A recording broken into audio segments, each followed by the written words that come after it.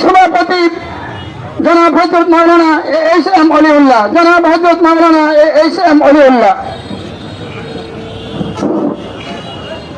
হাসবুনাল্লাহু ওয়া নি'মাল ওয়াকিল, নি'মাল মাওলা ওয়া নি'মান নাসির।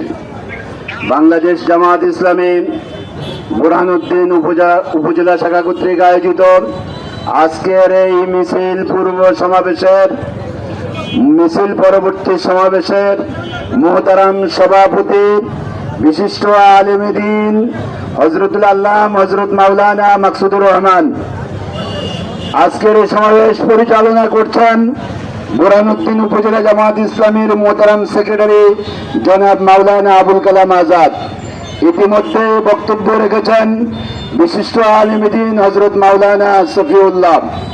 প্রিয় ভাইয়েরা, জুলাই আমাদের জন্য আশীর্বাদ হয়ে আসছে, জুলাই আমাদের জন্য আশীর্বাদ হয়ে এসেছিল, কিন্তু আমাদের বুঝতে হবে জুলাই কারো জন্য এটা একটা অভিশাপ হিসাবে এসেছিল। জুলাইয়ের চেতনা ছিল আমরা আর পারিবারিক রাজতন্ত্র চাই না।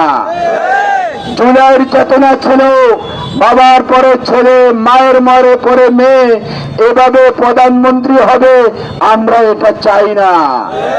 জুলাইয়ের চেতনা ছিল একজন রিক্সাওয়ালার ছেলে, একজন দিন মজুরের ছেলে, একজন একেবারে দুর্বল মানুষের ছেলে যোগ্যতা থাকলে সেও বাংলাদেশের প্রধানমন্ত্রী হতে পারে। কিন্তু এইটা অনেকের সহ্য না। কোটা আন্দোলন থেকে এই জুলাই বিপ্লব এসেছিল। আমাদের এই মেহনতি ছাত্ররা যেই জন্যে কোটা আন্দোলন করেছিল, আজকের চাকরিগুলো কি যোগ্যতার সাথে নির্দলীয়ভাবে নিরপেক্ষভাবে আজকে কি হচ্ছে? বরং একটা দলের সার্টিফিকেট থাকলেই ওই ব্যক্তি সচিব পর্যন্ত হয়ে যেতে পারে। প্রিয় ভাইরা, কথায় কথায় আমাদেরকে শোনানো হয় জুলাই সনদের অক্ষরে অক্ষরে আমরা বাস্তবায়ন করব।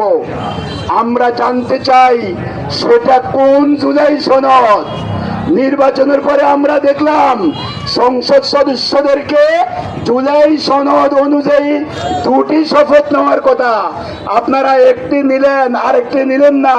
অথচ আপনারা বলেন আমরা জুলাই সনদ অক্ষরে অক্ষরে পালন করব। প্রথম দিনে শপথের দিনেই তো আপনারা জুলাই সনদের সাথে গাদ্দারি করেছেন। প্রিয় ভাইরা, গণভোট যেই জুলাই